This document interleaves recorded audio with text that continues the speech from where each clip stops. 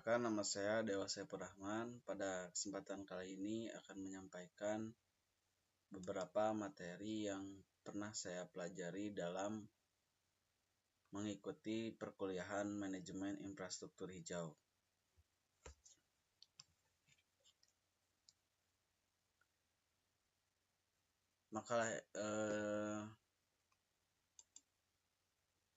Di antaranya adalah di sini ada beberapa tema yang saya pelajari. Yang itu tema yang pertama terkait konsep green infrastruktur. Infrastruktur hijau merupakan pendekatan pembangunan yang mengintegrasikan elemen-elemen alam dan semi alam ke dalam infrastruktur perkotaan. Green infrastruktur bukan hanya sekedar ruang terbuka hijau, tetapi merupakan jaringan terkoneksi dari berbagai komponen yang dirancang dan dikelola untuk memberikan manfaat lingkungan, sosial, dan ekonomi. Komponen green infrastruktur meliputi ruang terbuka hijau, sistem drainase berkelanjutan, atap hijau, dinding hijau, sistem pengelolaan air hujan, serta manfaat green infrastruktur. Manfaat lingkungan. Green infrastruktur berperan penting dalam mitigasi perubahan iklim dengan menyerap karbon, mengurangi efek panas perkotaan, dan meningkatkan kualitas udara. Green infrastruktur juga membantu dalam pengelolaan air hujan, mengurangi risiko banjir, dan meningkatkan kualitas air tanah. Manfaat sosial. Green infrastruktur dapat meningkatkan kualitas hidup masyarakat dengan menyediakan ruang publik yang nyaman dan aman dan estetis. Manfaat ekonomi. Green infrastruktur dapat meningkatkan nilai properti dan menarik investasi. Green infrastruktur juga dapat menciptakan lapangan kerja baru di sektor pengelolaan lingkungan dan pariwisata. Contoh penerapan green infrastruktur. Green Street, jalan yang dirancang dengan elemen-elemen green infrastruktur seperti taman, pohon, dan sistem drainase berkelanjutan. Taman hijau, area yang dirancang untuk menampung dan menyerap air hujan, mengurangi risiko banjir, dan meningkatkan kualitas air tanah.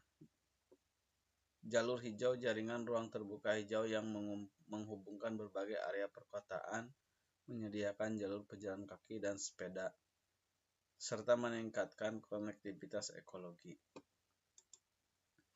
Adapun tema yang kedua yaitu peran green infrastruktur dalam mencapai tujuan pembangunan berkelanjutan.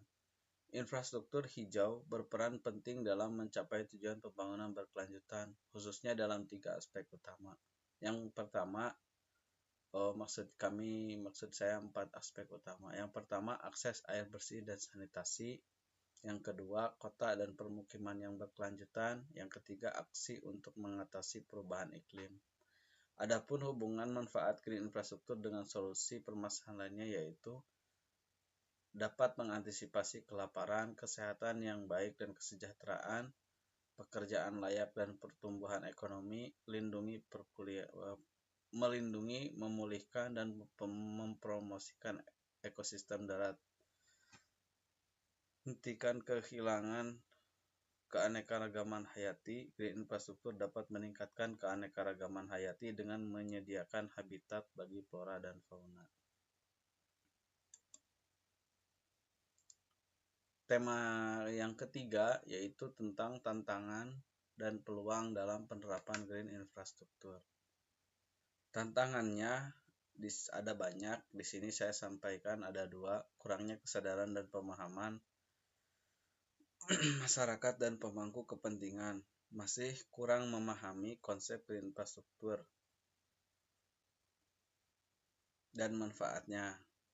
Yang kedua, keterbatasan dana. Penerapan green infrastruktur investasi yang cukup besar baik untuk pembangunan maupun perawatan. Keterbatasan dana menjadi kendala utama dalam implementasi green infrastruktur, terutama di daerah dengan sumber daya yang terbatas. Yang berikutnya adalah kurangnya tenaga ahli. Penerapan green infrastruktur membutuhkan tenaga ahli yang terampil dan berpengalaman dalam perencanaan, pembangunan, dan pengelolaan green infrastruktur. Keterbatasan tenaga ahli di Indonesia menjadi kendala dalam implementasi green infrastruktur yang efektif, serta peraturan dan kebijakan yang belum komprehensif. Peraturan dan kebijakan terkait green infrastruktur di Indonesia masih belum komprehensif dan terintegrasi. Ketidaksesuaian dengan konsep pembangunan konvensional, konsep green infrastruktur seringkali bertentangan dengan konsep pembangunan konvensional yang lebih berfokus pada infrastruktur beton. Namun tidak lepas dari tantangan, ada juga peluangnya, yaitu diantaranya peningkatan kesadaran masyarakat. Meningkatnya kesadaran masyarakat akan pentingnya lingkungan hidup dan dampak perubahan iklim membuka peluang untuk meningkatkan dukungan dan partisipasi masyarakat dalam penerapan green infrastruktur. Dukungan pemerintah. Pemerintah Indonesia telah menunjukkan komitmen dalam mendukung pembangunan berkelanjutan, termasuk melalui penerapan green infrastruktur. Hal ini membuka peluang untuk mendapatkan pendanaan dan dukungan kebijakan bagi implementasi green infrastruktur. Adapun strategi untuk mengatasi tantangan. Yang pertama, peningkatan kesadaran dan edukasi. Pemerintah dan organisasi non-pemerintah (NGO) perlu melakukan kampanye dan edukasi untuk meningkatkan kesadaran masyarakat tentang green infrastruktur dan manfaatnya. Pengembangan skema pembiayaan, peningkatan kapasitas tenaga ahli, pengembangan kebijakan yang komprehensif, pengembangan model green infrastruktur yang sesuai dengan kondisi lokal. Misalnya, penerapan green infrastruktur perlu disesuaikan dengan kondisi geografis, sosial, ekonomi, dan masing-masing daerah. Serta tema yang keempat, hidrologi dan pengelolaan air dalam infrastruktur hijau. Hidrologi dan pengelolaan air dalam infrastruktur hijau. Yang pertama, pengelolaan air hujan. Green infrastruktur menawarkan berbagai solusi inovatif untuk mengelola air hujan secara efektif dan mengurangi risiko banjir, yaitu diantaranya dengan tata sistem drainase berkelanjutan. Sistem ini dirancang untuk menyerap, menampung, dan menunda aliran air hujan, mengurangi beban pada sistem drainase konvensional, dan meminimalkan limpasan permukaan. Contohnya termasuk bioswales, taman hujan, dan peresapan air. Bioswales misalnya merupakan saluran vegetatif yang dirancang untuk menjernihkan air limpasan sebelum masuk ke badan penerima. Pengurangan risiko banjir. Dengan kemampuannya untuk menampung dan menunda aliran air hujan, green infrastruktur secara efektif mengurangi risiko banjir, terutama di daerah perkotaan yang padat penduduk. Teknik-teknik green infrastruktur yang disebutkan di atas berperan dalam mengurangi volume air limpasan yang mencapai sungai atau saluran drainase sehingga meminimalkan risiko meluapnya air dan banjir. Peningkatan kualitas air. Green infrastruktur membantu meningkatkan kualitas air dengan menyaring polutan dari air limpasan sebelum mencapai badan air penerima. Vegetasi dalam sistem green infrastruktur menyerap polutan seperti logam berat, pestisida, dan nutrisi sehingga meningkatkan kualitas air, tanah, dan permukaan. Hal ini berkontribusi pada kesehatan ekosistem perairan dan ketersediaan air bersih. Selanjutnya, pengelolaan air tanah. Green infrastruktur dapat membantu dalam pengelolaan air tanah dengan meningkatkan kemampuan tanah untuk menyerap air hujan dan mengisi kembali cadangan air tanah. Hal ini sangat penting di daerah yang rentan terhadap kekeringan. Sumur resapan dan teknik peresapan air lainnya berperan dalam meningkatkan cadangan air tanah dan menjaga ketersediaan air di musim hujan. Tantangan dalam implementasi. Meskipun menawarkan banyak manfaat, implementasi green infrastruktur dalam pengelolaan air menghadapi beberapa tantangan, termasuk keterbatasan lahan, biaya investasi yang tinggi, dan kurangnya pemahaman tentang teknik green infrastruktur yang tepat. Perencanaan yang matang dan kolaborasi antar pemangku kepentingan sangat penting untuk mengatasi tantangan. Penerapan green infrastruktur di berbagai sektor. Infrastruktur hijau bukan hanya terbatas pada ruang terbuka hijau di perkotaan, tetapi dapat diterapkan secara luas di berbagai sektor untuk menciptakan lingkungan yang lebih berkelanjutan. Berikut beberapa contoh penerapan green infrastruktur di berbagai sektor krusial. Contohnya sektor perkotaan. Di sektor perkotaan, green infrastruktur berperan penting dalam menciptakan lingkungan yang nyaman, sehat, serta tahan terhadap perubahan iklim. Misalnya taman kota dan ruang terbuka hijau, green street dan green building, sistem drainase berkelanjutan. Untuk di sektor pertanian, green infrastruktur dapat meningkatkan produktivitas pertanian dan ketahanan pangan dengan misalnya agroforestry, yaitu integrasi pohon dan tanaman pertanian untuk meningkatkan kesuburan tanah, mengurangi erosi, dan menyediakan penghasilan tambahan bagi petani. Selanjutnya, sistem irigasi yang efisien menggunakan teknik irigasi tetes atau mikroirigasi untuk mengurangi penggunaan air dan meningkatkan efisiensi. Pengelola hama terpadu menggunakan pendekatan alami untuk mengendalikan hama dan penyakit tanaman, mengurangi penggunaan pestisida.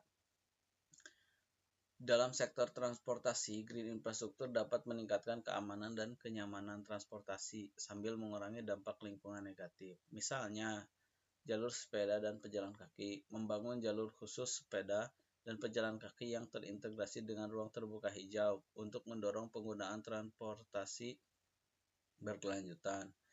Atau penghijauan jalan raya, menanam pohon dan vegetasi di sepanjang jalan raya untuk mengurangi polusi udara.